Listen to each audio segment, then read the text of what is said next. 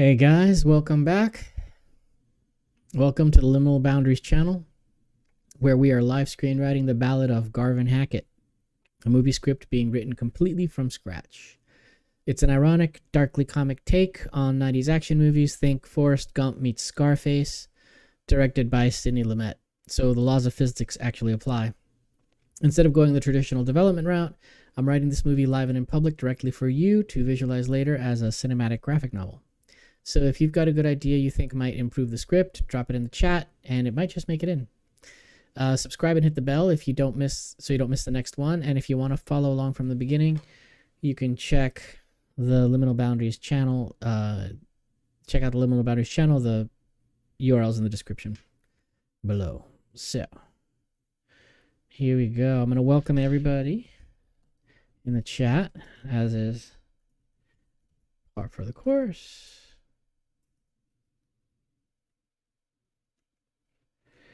And the joke is that there's never anybody in here so far. So there has been one person that they were actually really helpful. I'm gonna put in like a little face in there. That looks a little bit too much like Edvard Munch. I'm gonna go with a happy face. So I got here. There we go. Sound that out. All right. So let's see where we are at. What are we doing today? So write with me, live screenwriting from scratch. Today's day 43. And it is not start the debate anymore. It is the offer. Okay, so this is when Whitey offers to train Garvin. So let's take a look. So we had Garvin getting assaulted by that gang. And now we have Whitey. It says here Whitey spots talent. And I'm realizing that should be in the previous scene. So let's put it there. Which actually makes it even darker in a good way. Oopsie. There we go. Twisted, but good. And so this one's just Whitey makes Garvin an offer.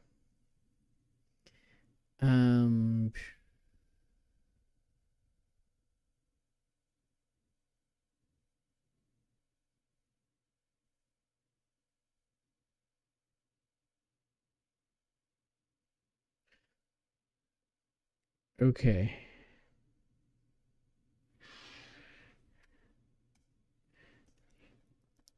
I think we can add here that some of his assaulters are in the, because he has to see the people who assaulted him. So he eats in the commissary with some of the people who assaulted him.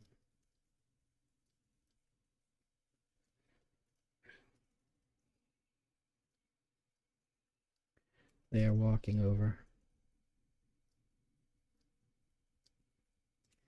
And it starts with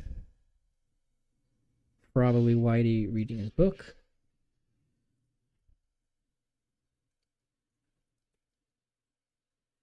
Reading his book. Garvin's sitting by himself. Right? And let's set it up. So we got our setup. Escalation. Escalation. Some escalations. Twist and a resolution. And we got Whitey.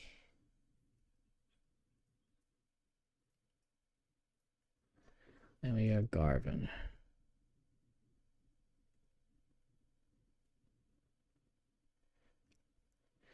And then we probably have assailant.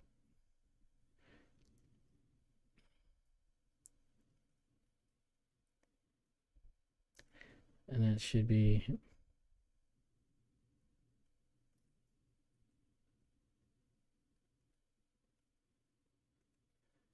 All right. So what does Whitey do? He spots Garvin, and I would think he sits with him. Sits with Garvin. Right? And so these guys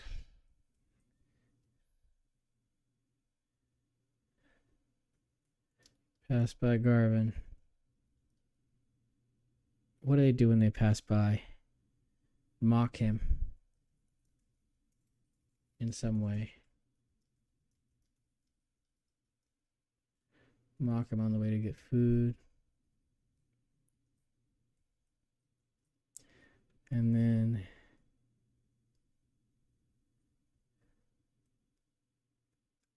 he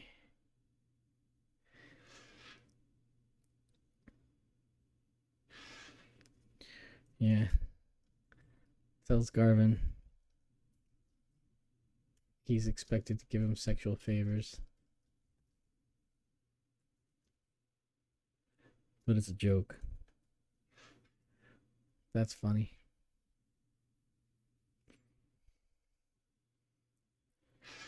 Sits with Garvin. Makes Garvin the offer.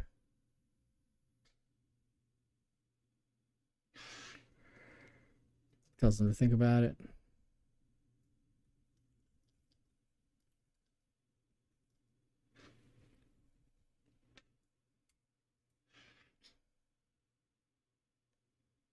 Okay.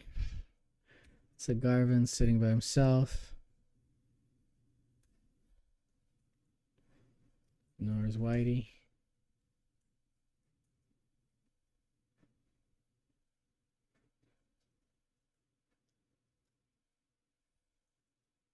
Gets up to leave.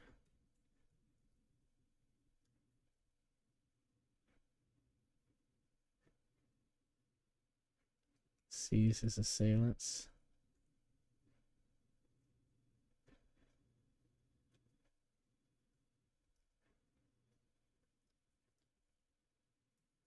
Sits back down.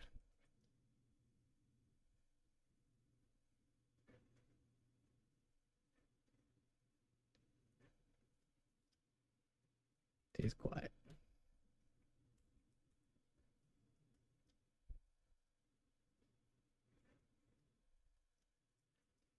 Walk away when they notice Whitey.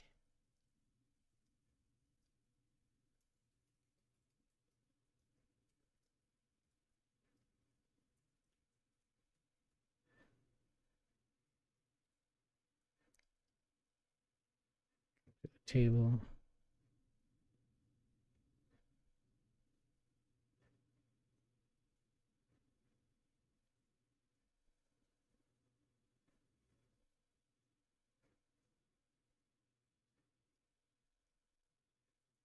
Caress Garvin. There we go. That's creepy. All right.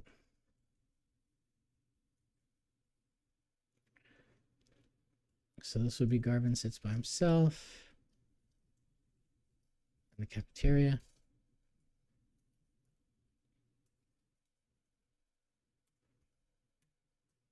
Cafeteria.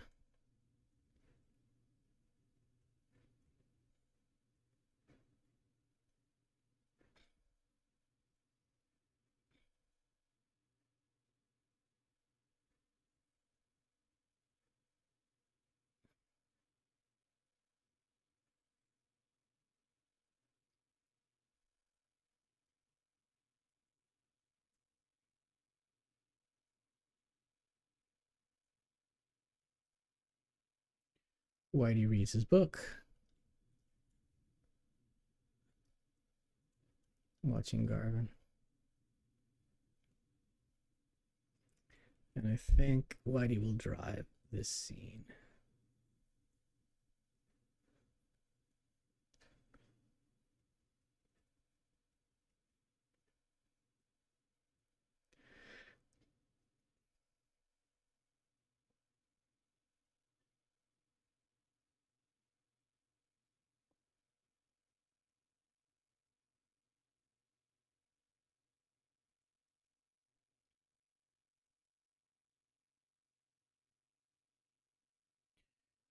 So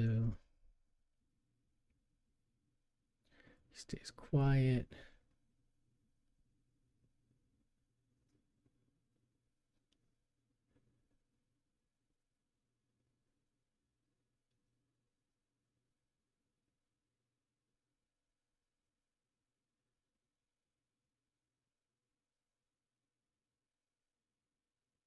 Okay.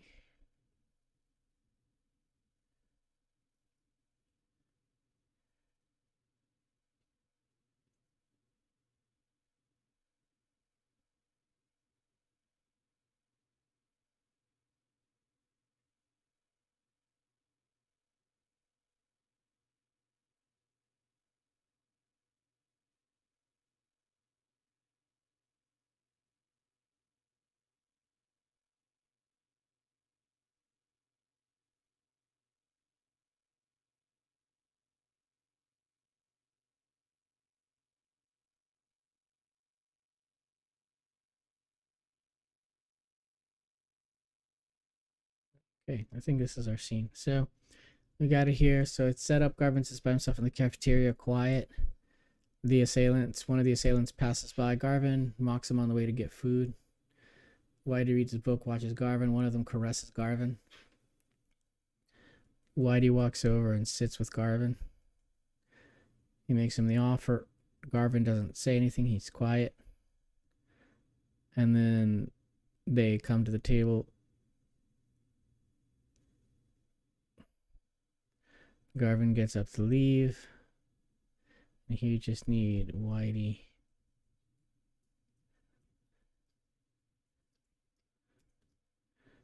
Tells him now might not be the best time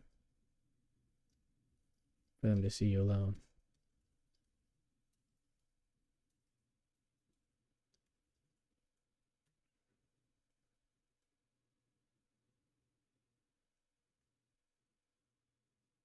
Yep. Then escalation. Whitey makes his pitch.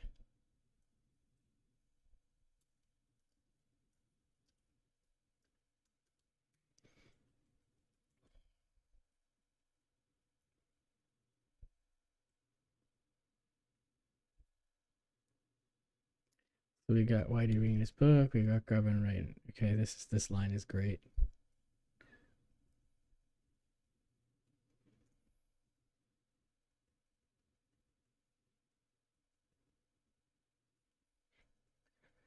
So he's reading Stolen Legacy.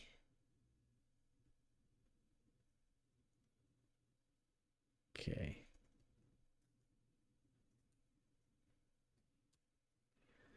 Okay.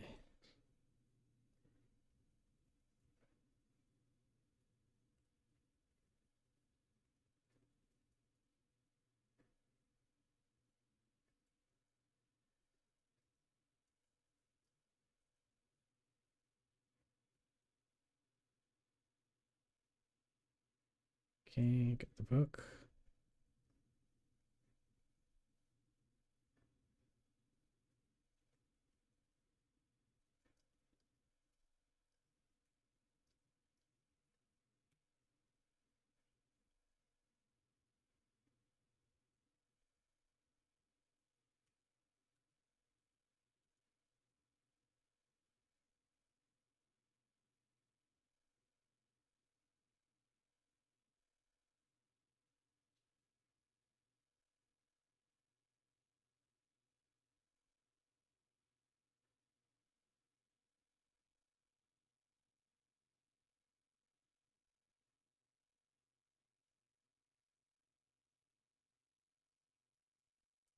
Maybe he notices Garvin has a weapon.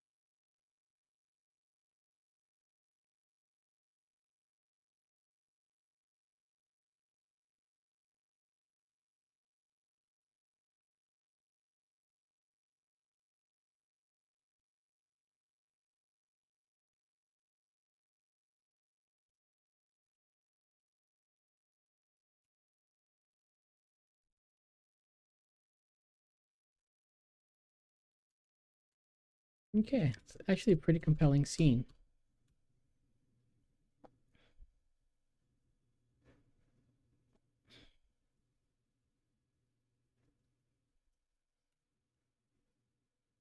So here's how it works. Setup. Garvin sits by himself in the cafeteria quiet.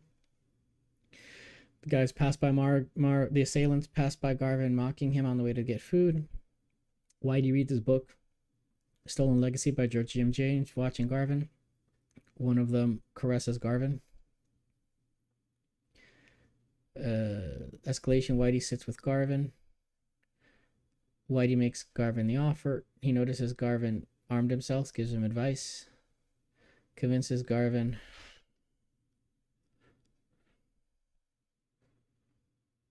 that the Booby Boys actually killed his father and offer to train him so that he can avenge his father's death. Garvin ignores him. They come to the table, they get up to leave. Whitey tells him now might not be the best time for him to see you alone. He sees the assailant, sits back down. So he should probably say something. He should probably give Garvin some sort of evidence of some kind. I got to think about that.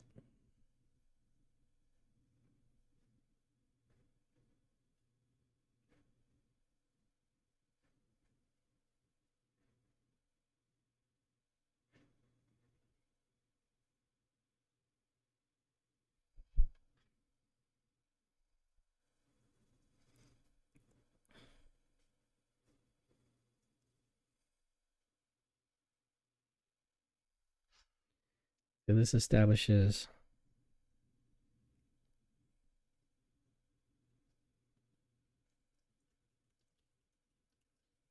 he has pull.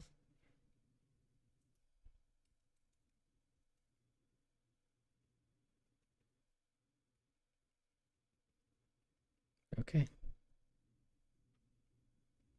So that's it. That's the scene.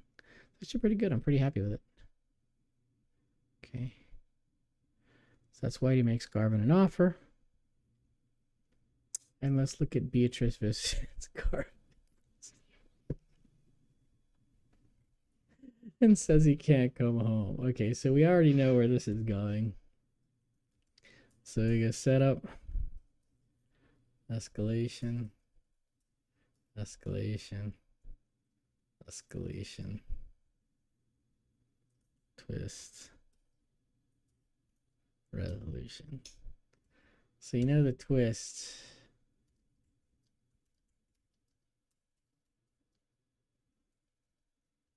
I'm getting married.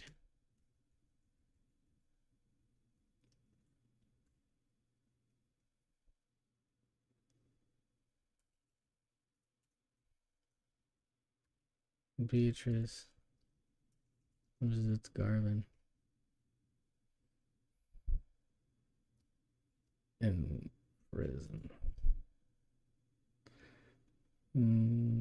Let me check on this. Do a little research real quick.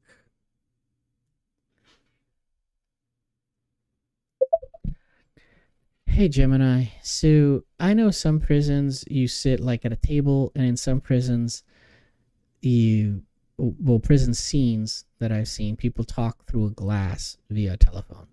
What is the difference? Why would somebody be in talking through the glass versus sitting across a table? That's the first question. This is in Florida correctional institutions. And this would be in the early 90s in the Glades Correctional Institution, specifically, the Muck. So, yeah, that would be the question. Under what circumstances would you get the phone with the glass? And under what circumstances would you get, like, seeing the person across the table?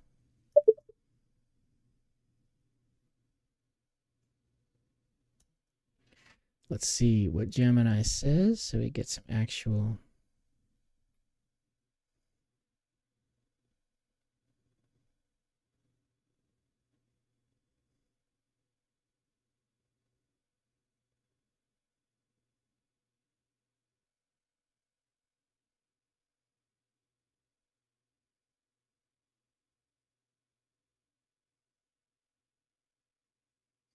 The security classification at the time of the visit.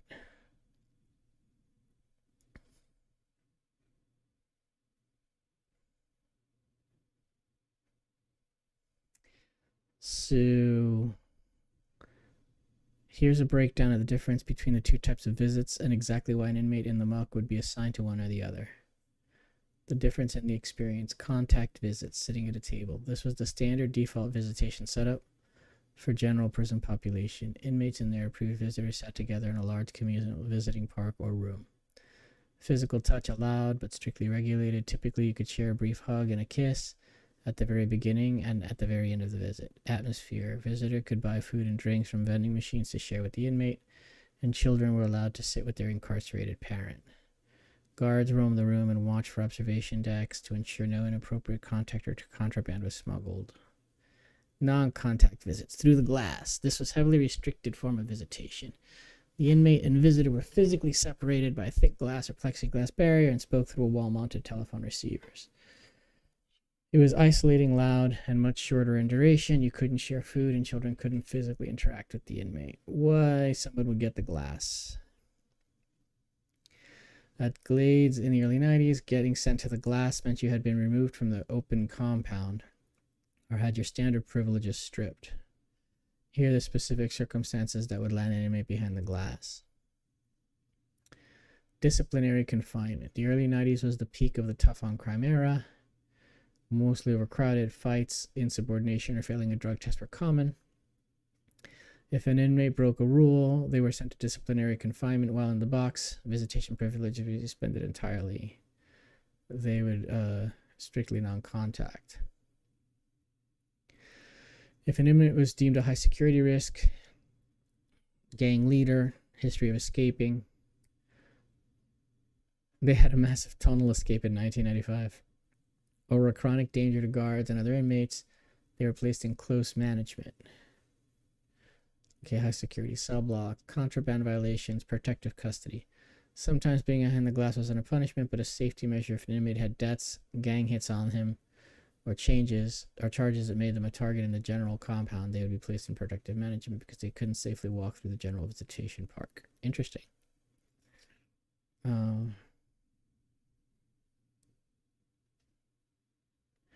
Didn't have air conditioning for the inmates, notorious for heat, mosquitoes, and high tension. Living conditions were harsh.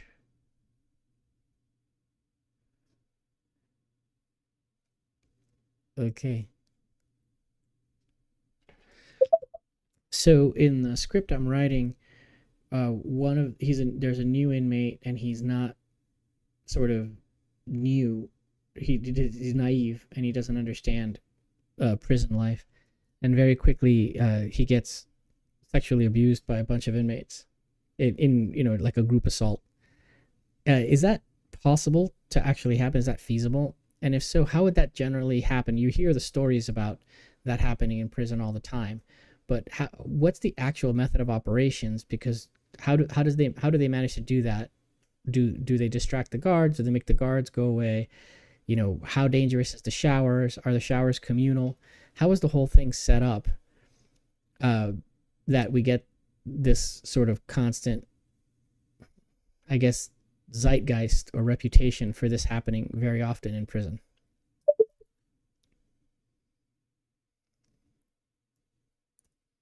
Let's see.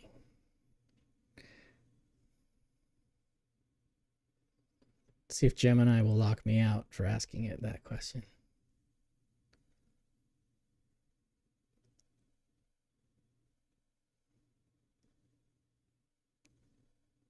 Let's see what it says. While it's a dark and difficult subject, there's a very real aspect of prison sociology, and understanding the mechanics of how it happened is crucial for writing a grounded, realistic script. To answer your first question directly, yes, a group assault on a naive, newly arrived inmate is entirely feasible. This was especially true in the early 90s, well before the Federal Prison Rape Elimination Act was passed.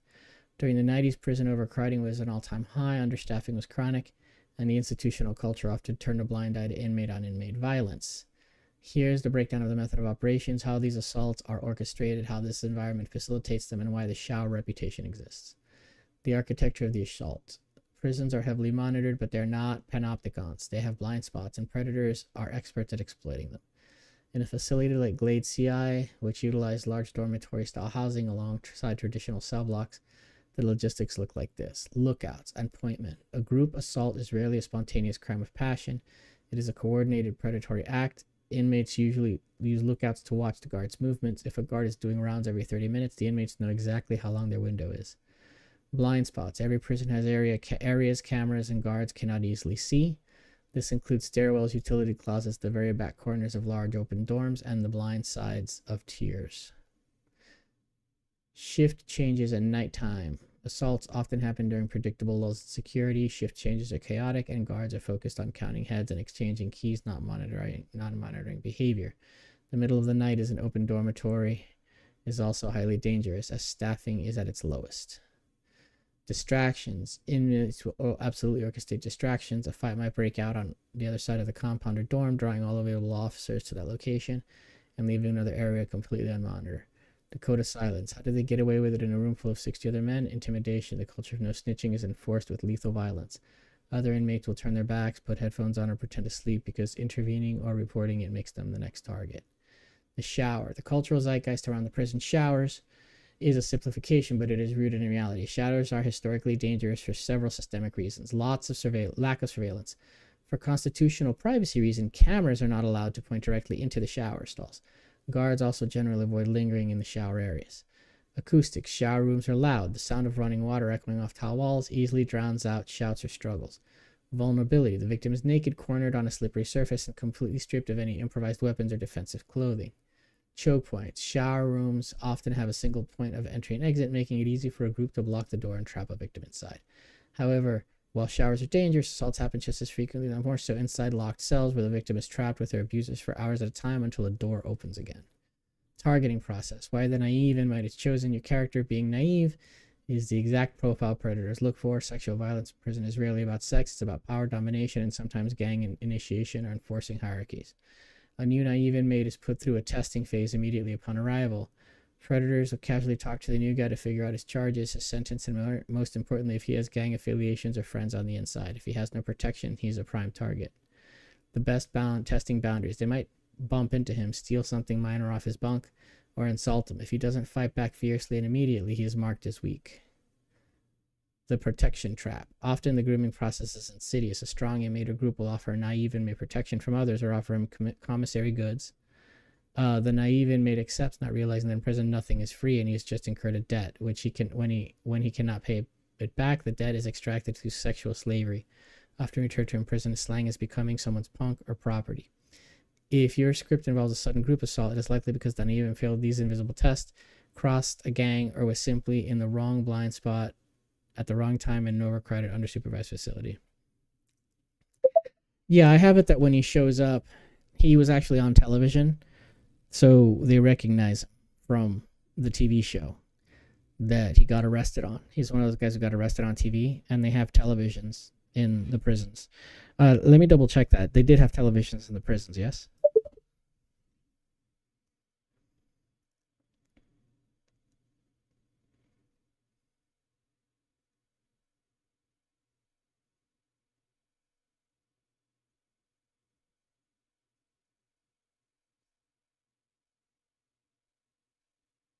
Yeah, prisons had televisions.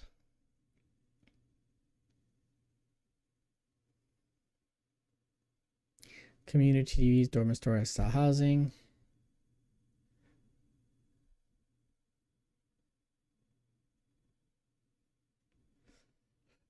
Mm-hmm.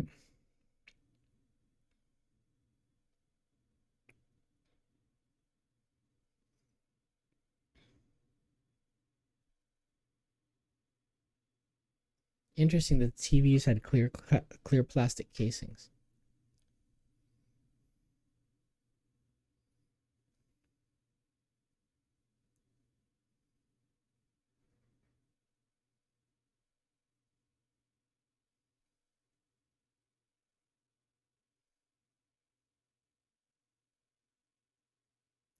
If your character didn't get arrested on a reality show, being paraded on the local Miami or Palm Beach Evening News.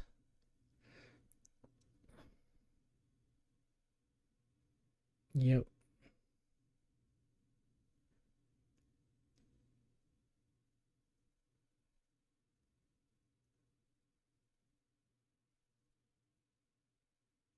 Oh my God, did he cry when the cops handcuffed him?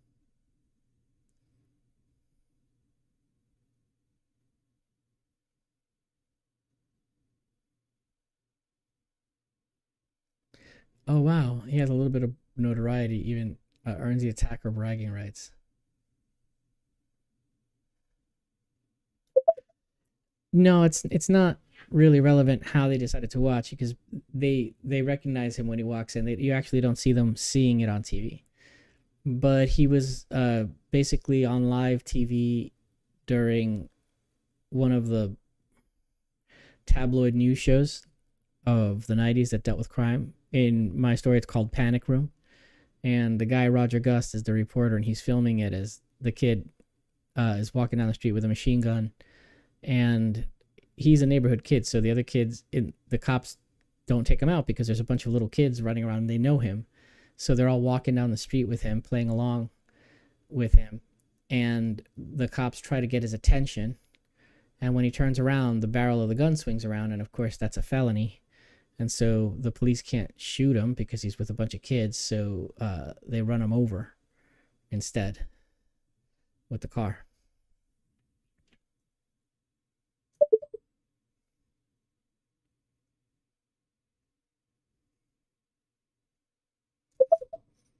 And that's how that all gets filmed live and ends up on TV.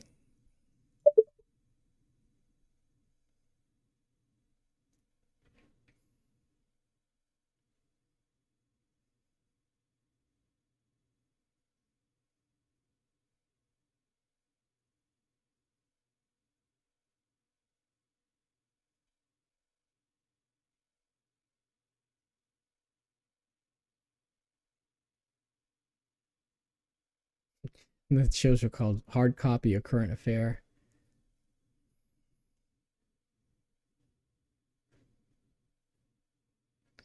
The instant nickname. In prison, you rarely get to keep your real name. Your nickname is usually based on your crime, your appearance, and where you're from. Because they saw him get mowed down by a police cruiser on TV, the inmates would instantly brand him with humiliating moniker. He wouldn't be the guy with the machine gun, he'd be Speed Bump. Roadkill, hood on him, tire tracks. Yeah. The false threat test.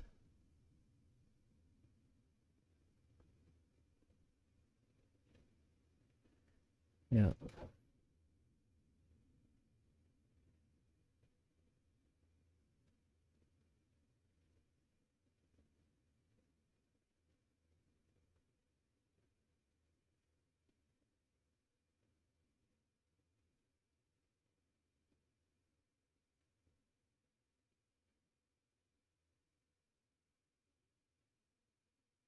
The hypermasculine, respect-driven world of prison, getting run over by the cops rather than getting into a shooting or outsmarting them is viewed as a joke. Yeah.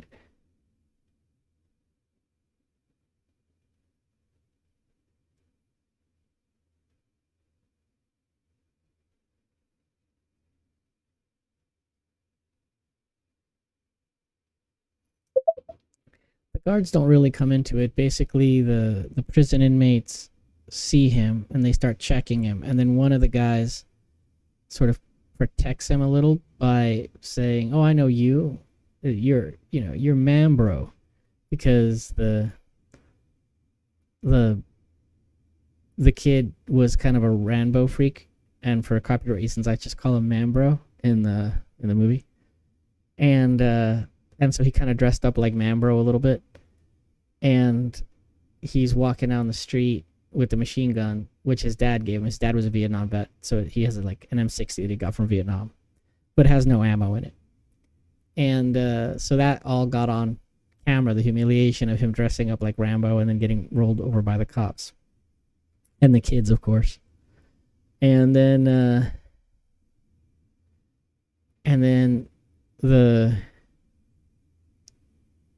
guy in prison recognizes him, and then they all smile and like treat him like he's a friend, right? And the guy in prison, he actually gives him like a treat, or he lets him sit down or something like that. So it's just he gives him he gives him something.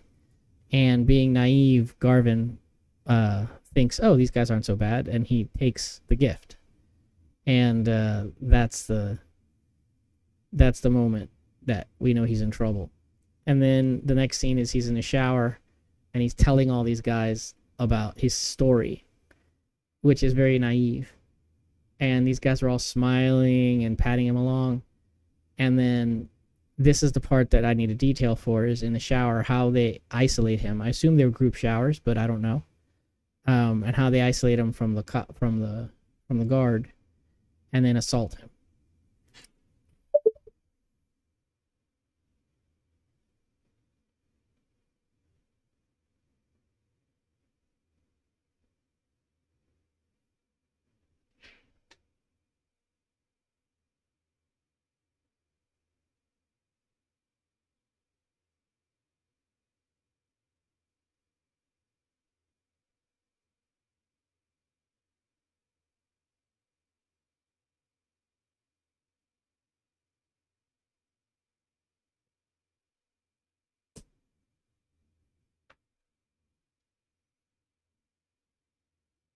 Catching him on the humble.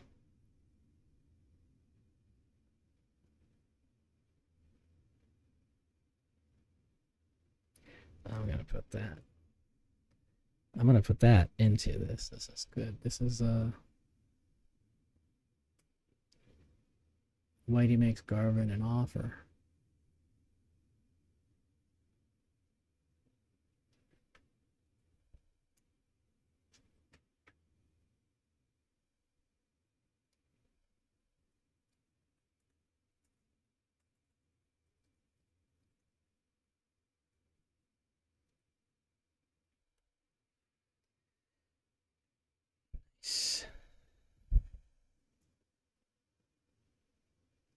So let's go back to this.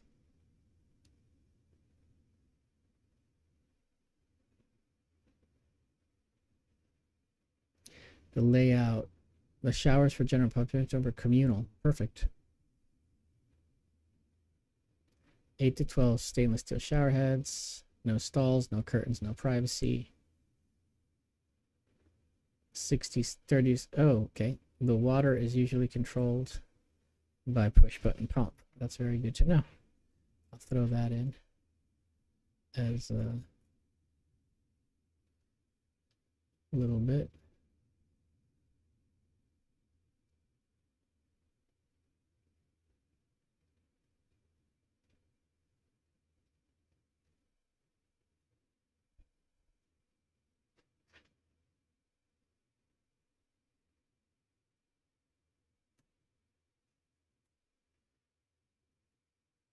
Okay, let's go back to it. A silent prison operates on hypervigilance. As Garvin and his Mambro story, the other unaffiliated inmates in the shower will notice a predator circling him. They know exactly what's about to happen. With a word, the regular inmates hit the water off, grab their towels, quietly file out of the room. That's funny. That's how it will go down. That's really good, actually.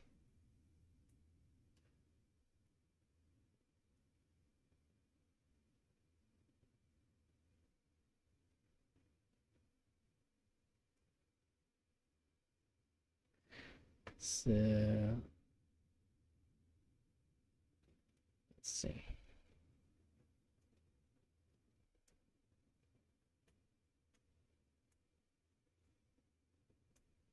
There we go. So we'll throw that in. And we're actually making this scene a little bit better, but it's a pivotal scene, so I'm cool with it. The slight of the guards.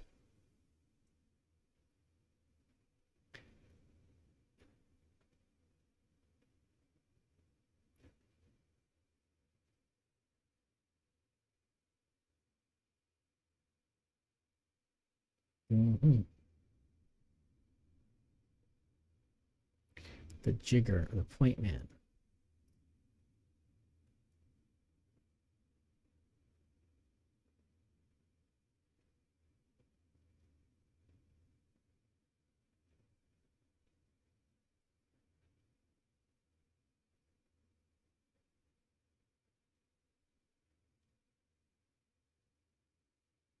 Okay. So this is good.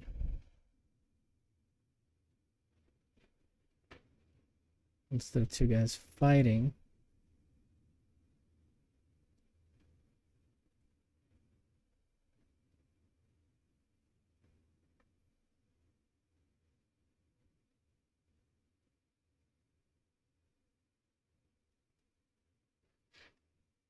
let's see.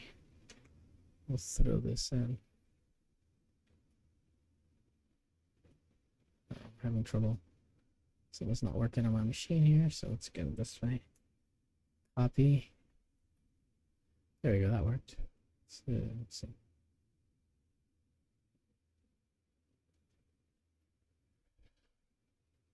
Yep. Okay, so we got that. And then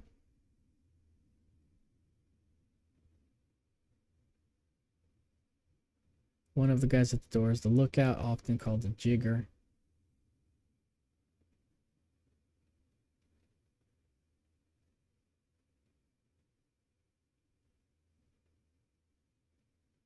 Okay. So copy. I'm gonna get the jigger in as a.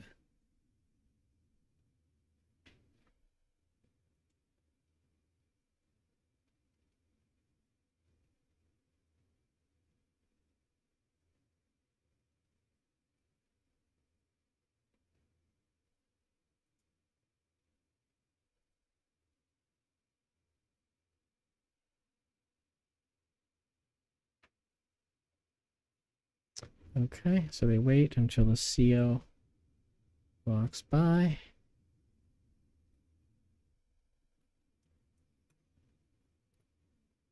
Scrolls past the shower.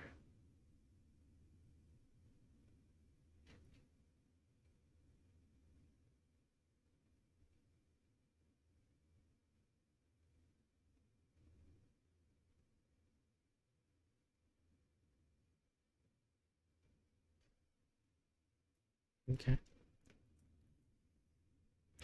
Cool. So they don't distract the guard. This is the twist.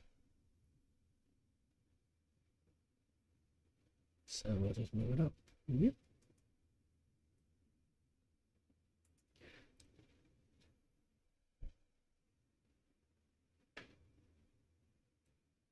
Okay.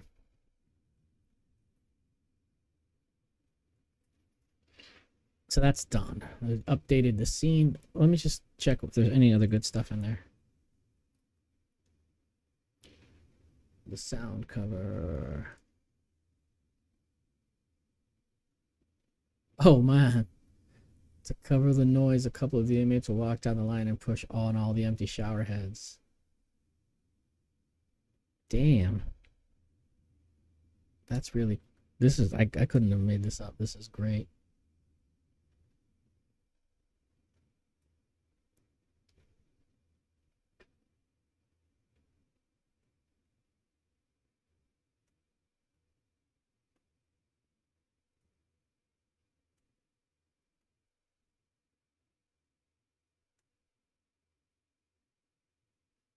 Okay. This is good stuff.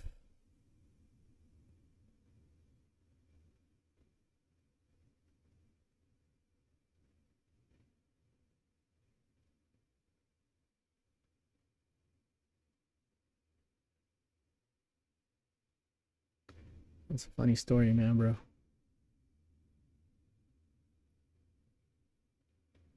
It's time to pay up.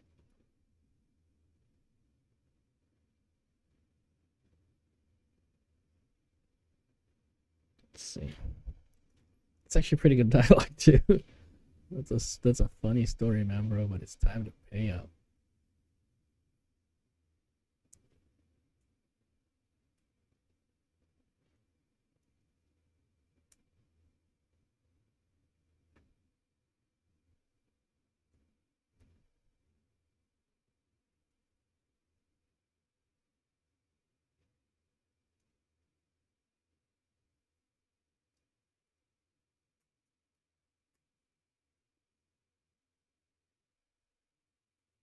Okay. Got a pretty good beat on this scene. Um, uh, yeah, sure. What's the immediate aftermath of something like this? I have the next scene where he's just sitting by himself in the commissary, and he's very quiet now. And the other main character of this part of the movie sees him and recognizes the opportunity and sits with him and makes him an offer. Because Garvin did fight back before they overpowered him, so he saw some sort of talent there.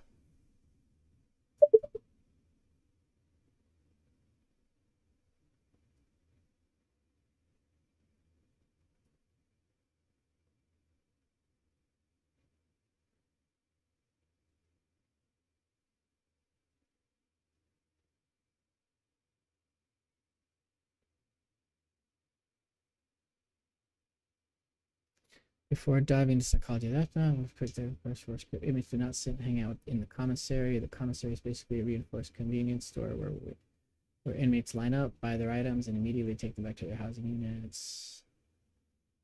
Chow Hall, got it. Or the day room.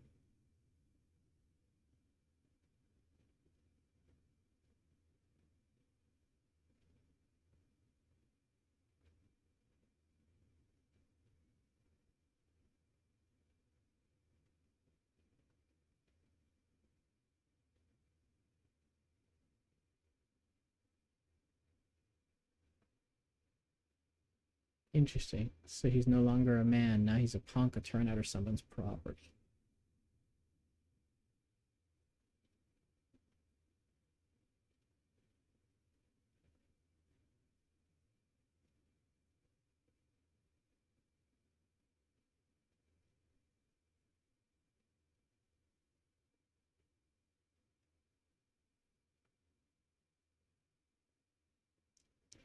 Near the trash cans or the guard station.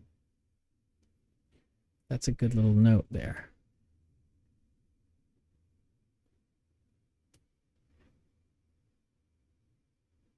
So,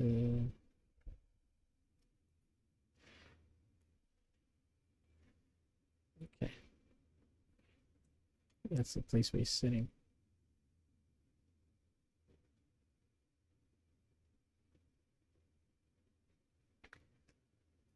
I have it that they mock him as they walk by. Like, they say something, obviously, like, you're my, how's my girlfriend doing, or something like that. And then one of them caresses his hair as they go get food. But you're right, it's not the commissary, it's the chow hall.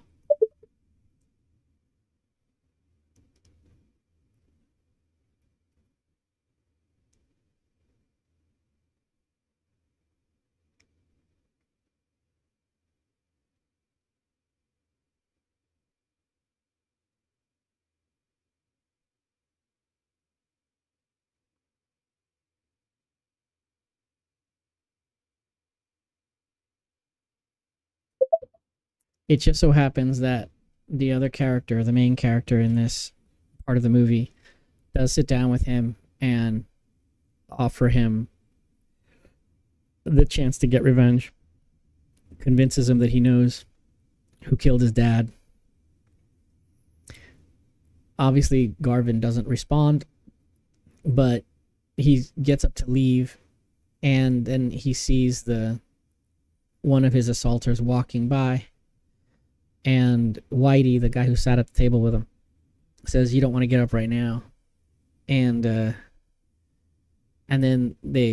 when they see Whitey, they turn around and they back down. So Whitey demonstrates some sort of pull in the prison. I imagine that what would happen is they would probably say something, and then when they turn around and they see Whitey, they back down, and then now Garvin knows he's talking to someone important.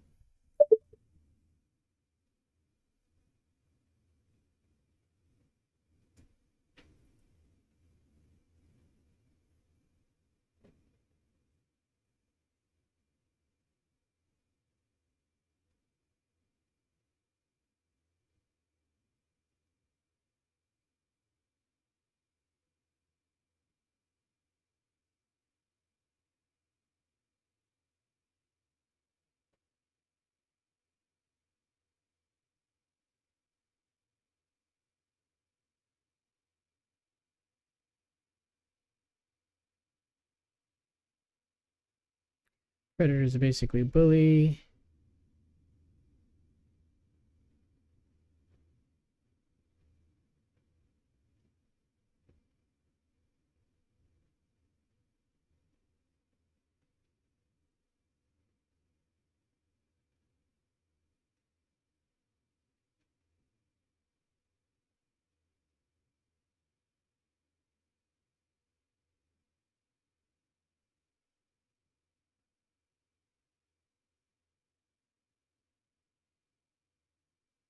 The attacker might just give a respectful chin lift, tap the table twice in a show of respect, and keep walking without saying a word.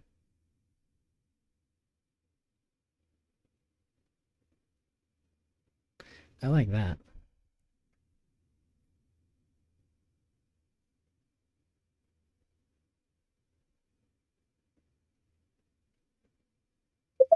So Whitey is a high-ranking button man in one of the two local gangs. And so he's probably known in prison for that. He the way the sequencing is that Garvin's eating by himself, and now that you mention it, it's probably better for Whitey to just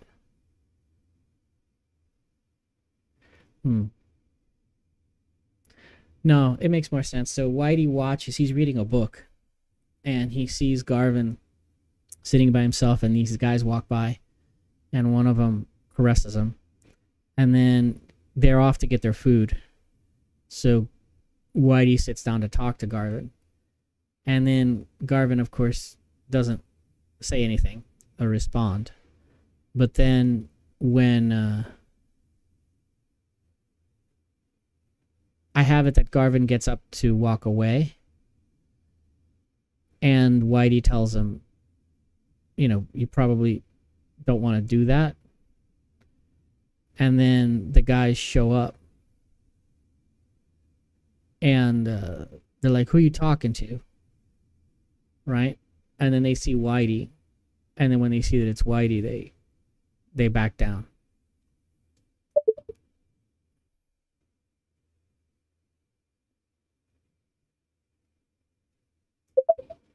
Sorry, not the guards, the guys.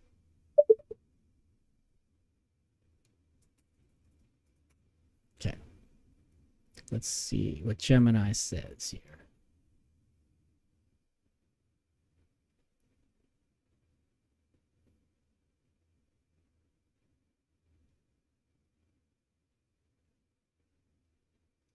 Whitey reading the book, the ticking clock.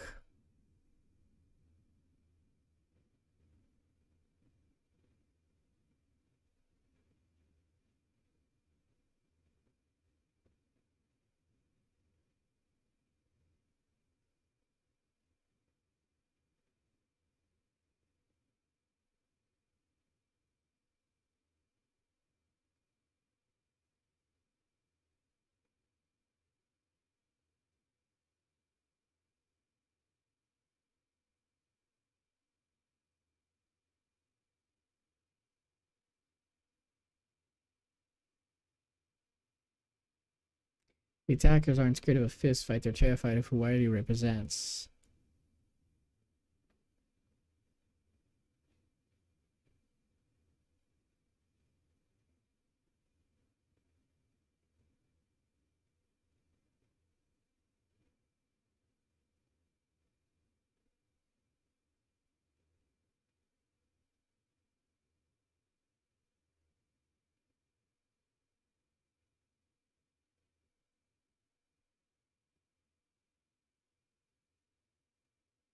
Yep, that's it. So that's actually better.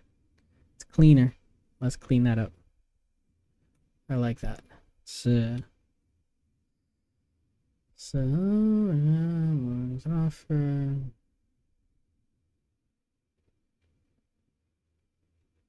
So he ignores Whitey. They come to the table. Yeah, he just still gets up to leave. But instead of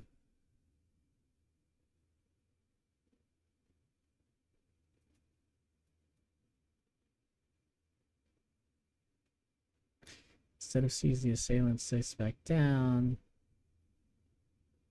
She sits back down. Just sits back down.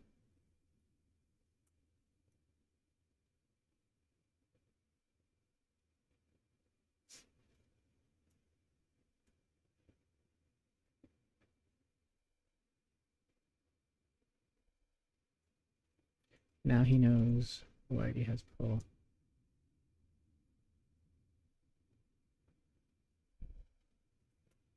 Okay.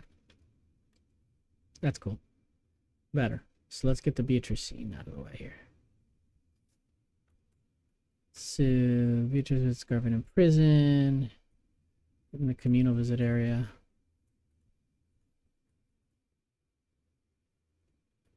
Good area. She hugs Garvin. Apologizes for not coming sooner.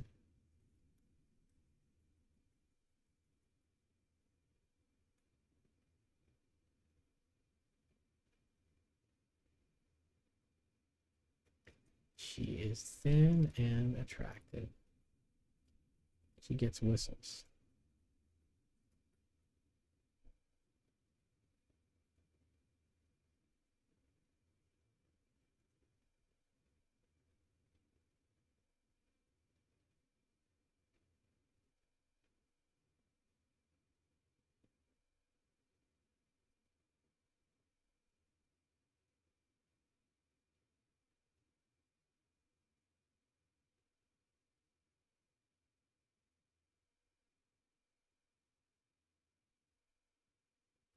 Oh my god, this stuff about how she's learning to this. This is so funny. So let's get in it. So this is Beatrice.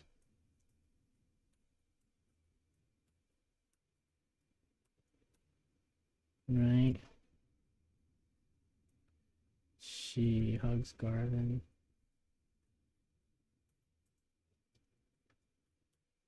Right. And then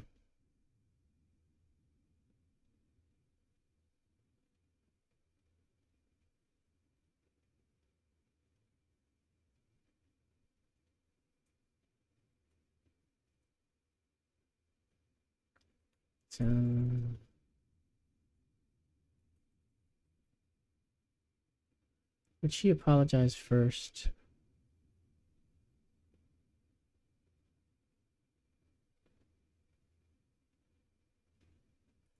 And then makes an excuse about her behavior. And then her growth. That's such a typical thing. And then she sold the house. He can't come home.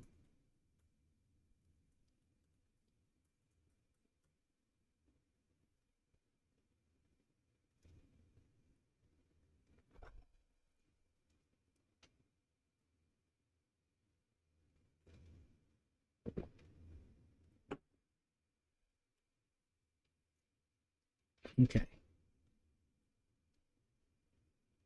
Now I wonder, let me ask Gemini what Gemini thinks. Okay, Gemini. So I have a twist in the story, and I'm wondering how you think it would work better. So this guy ends up in prison, and because his father was killed by mistake, and that's what set him off mentally. And his mom comes to visit him, and she gives him she took a long time to come visit him, and when she comes to visit him, she gives him this whole personal growth story about the trauma and getting over it and how much progress she's made. And then she tells her son, who's the guy in prison, that she's met someone else, she's getting married, she sold a house, and so he basically doesn't have a home to come home to. And he'll be out in about a year, so he has time to sort of make his plans. And she basically abandons him. Granted, he's an adult. He's 22, so... But still, it's traumatic for him because he's not... he was living at home with his parents. And now he's on his own. And then she leaves. So later in the film, when he's at his worst and he's all alone, this is end of the second act. This scene happens in the first act with his mother, and we never see her again in the movie. But later, he's all alone, and I had that his father's charred wallet had a storage facility in it, and I wonder. And then that's where he ends up going to hide out, and there he discovers a bunch of stuff about his dad. His father was a war hero. Everyone knew that, but what he has in the storage facility is like the ammunition for the M60 and a bunch of weapons, basically. And so there's two ways that I could get him to discover this. One is his father had the storage facility card in his wallet, which he gets back from the reporter at some point. And the other is that his mother put all his dad's stuff in storage. But I think if his mom would have put all his dad's stuff in storage, she would have just had movers dump it, and Garvin might not even look into the stuff. But I think if he set up his own storage, he might have left the stuff almost like a man cave, like available, because it would have been like a space that he goes to, right? So I'm trying to struggle. Do you think it's better that she gives him the card in the first act, or do you think it's better that the reporter gives him his dad's wallet and he discovers that card in his dad's wallet? It's as something he sort of kept from his mother. You get what I mean? Yeah. So that's the question. And also, I guess there's a detail about like how is this paid for? But I would think that his father would not be paying it month to month. He would be, maybe he prepaid it, or because it is long term, so he wanted, maybe pay a year in advance or something. Because the kid is in prison and he doesn't get back to that storage facility for like probably 2 more years. So yeah, but then if his wife is the one who did it, then she'd probably stop paying for it as soon as he got out of prison. So one way or the other, but it's a detail. I'm curious, which way do you think makes more sense?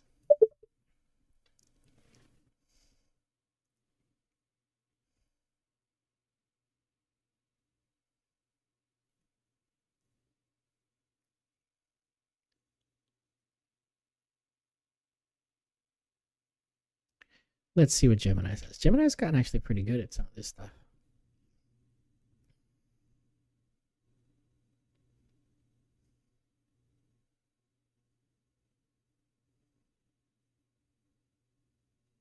It's analyzing storage options. The way a character discovers a crucial location deeply impacts their emotional resonance of the scene. Yeah, so the hidden card in his father's wallet.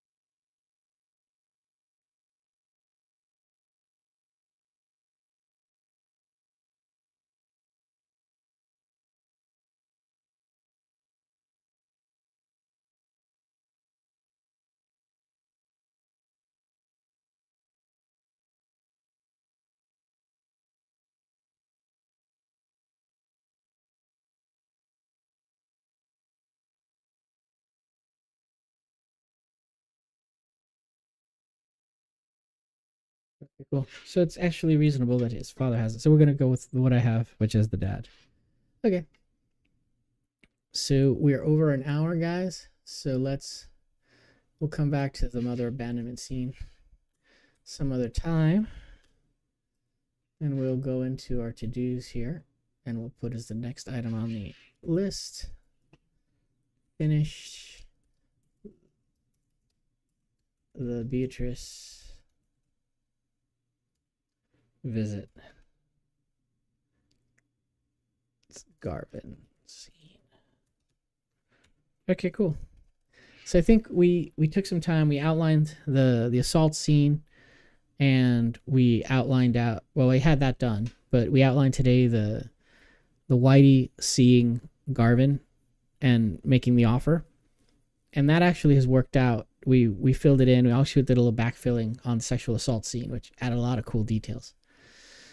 So with that, I think that's it. I think tomorrow we'll start working on the Beatrice visits Garvin scene where she abandons him. We'll sort of flesh that out a little more and finish that outline, and then we'll continue from there. All right, guys, working our way. We're almost there to the second act. It's going to be a few more scenes, and then we'll get started on the second act, which is where the fun and games start. But if you made it this far, thank you so much, and I will catch you on the next one. All right, that's it for today's stream. So if you want to apply the tools I use here to your own work, I put together something special for you. Right next to me on the screen, you'll see a QR code for my screenwriting masterclass. As someone who fixes stories for a living, I can't afford writer's block, and neither should you. So I took the exact tools working writers use to make bulletproof narratives and packed them into this premium video course. It doesn't matter if you're writing screenplays, novels, comics, TV, or games. This works for any narrative story. You'll get full scene-by-scene breakdowns of famous films, hands-on guidance, and the exact system to ensure you never stare at a blank page again. It's $47, and a portion of every sale goes directly to support emerging artists through the Arts Accelerator nonprofit. If you're serious about mastering the craft, pull out your phone, scan the QR code right here, or hit the link in the description below. Get it now, and I'll see you on the next stream.